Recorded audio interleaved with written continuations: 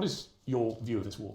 I think when you call it a war, you're doing a disservice to the people who are having their limbs blown off by some of the most advanced technical weaponry on the planet. It is a genocide and it's disgusting. It doesn't matter which side of the political spectrum you fall on. When you observe a genocide in front of your very eyes, you should be disgusted. Which side is waging genocide? The Israelis are genociding the Palestinians, and you know it as well as everybody else does. Well, then it seems like your bosses are not allowing you to know it. What do you think of what Hamas did? Wow, which side is waging genocide? He has the audacity to ask that question. Like, it's not obvious who's the one with the stronger weapons, with the larger armies, with the bigger capabilities, with all the atrocities that have been going on for nearly a century now. It's just insane.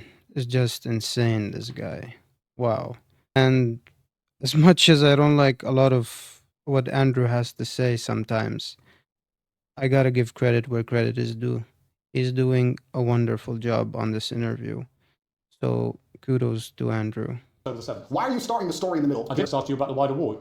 I'm now asking you specifically about Hamas. I cannot professionally answer that question without talking about the context that led up to October 7th. Well, nothing to my mind justifies what happened on October the 7th. Nothing justifies what happened before October the 7th, Piers. This is the exact point. So you're talking to a man. I don't know what answer you expect from me, because let's forget the fact that I'm a Muslim. You're talking to a man who is fighting oppression to the best of his ability because he believes that the people in charge of the world are enslaving us all, to the point where I detriment my own life. I end up in a jail cell because I'm speaking against oppression. Then you're asking me what I would do if my family was blown to pieces? You're not in a jail. You're asking me what I would do if another government came along and blew my family to pieces? You weren't put in a jail cell because of any oppression. Absolutely I was. So yeah, now he starts detracting about Andrew's case and whatever. It's a smoke bomb. So, October 7th, yeah, this is the problem with Zionists and all people whom are pro-Israel, is that they always give you a truncated version of it.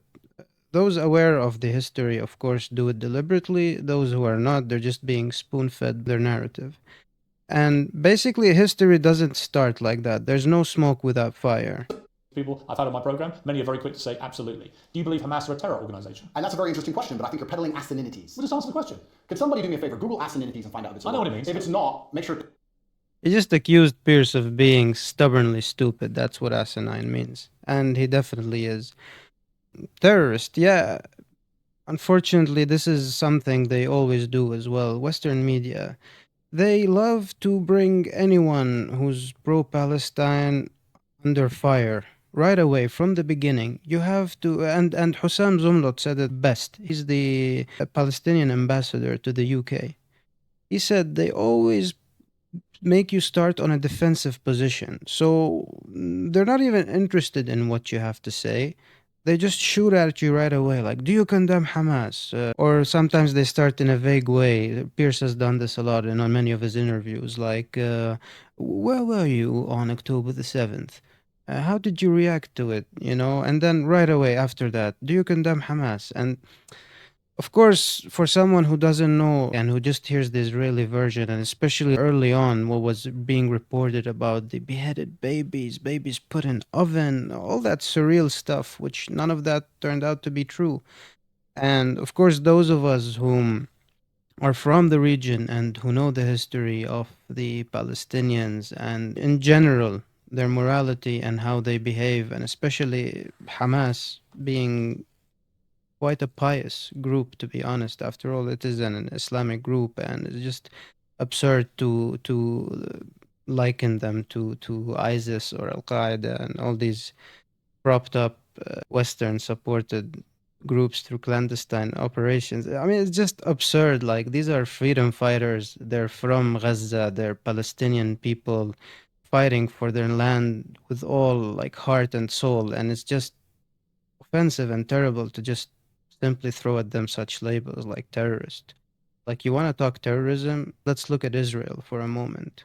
What is that state? What is this holy cow you guys have that we can't even criticize, we can't talk about? It's a settler state. It's a settler state, for God's sake.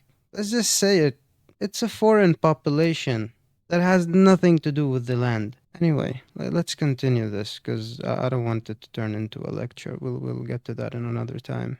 It's added to Webster on TalkTV's orders. Okay, just, are they a terror group? You're peddling asininities because I'll tell you why, Piers. Let me answer the question. No, I'm not. Of course you are. It's a simple question. That's like me asking... I'll tell you why, because the UK, where you were born, prescribes Hamas as a terror They also organization. prescribe me as dangerous to children in schools. Let me explain something to you, Piers. You're not If I were to prescribed sit- as that. If I were to sit here and say, is stealing wrong? And you'd say yes, and I go, but what if the person stealing is trying to feed their family and they don't, their family are going to die? Is it still wrong? You're trying to take a very nuanced and complicated argument and reduce it down to one sentence, which is failure. You're trying to equate stealing with a This is really brilliant. Well played. Well played, Andrew.